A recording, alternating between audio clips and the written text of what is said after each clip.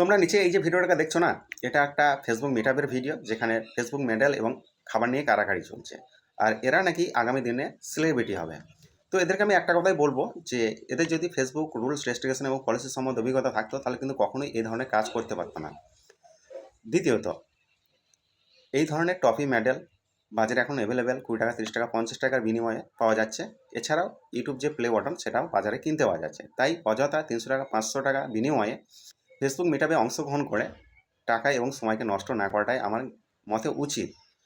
আর Facebook এমন একটা platform যেখানে তাদের ক্রিয়েটারকে কীভাবে ধরে রাখতে হয়, কীভাবে বোকা বানাতে হয়, সেটা কিন্তু ফেসবুক ভালোভাবে জানে।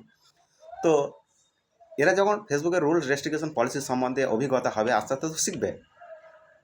সেদিন দেখবে আস্তে আস্তে এরা ফেসবুক করা ছেড়ে দিচ্ছে, মানে ফেসবুক থেকে বেরিয়ে যাচ্ছে। নতুনে খুব মজা লাগছে, আমিও ছিলাম একদিন। আজকে আমি চুপ করে গেছি। হ্যাঁ, আমার আছে ইউটিউব চ্যানেল আছে, চালাই। ফেসবুকে আমি অযথা সময় নষ্ট করি না। তবে এই ধরনের অবস্থা দেখে এই ভিডিওটা করতে আমি বাধ্য হলাম।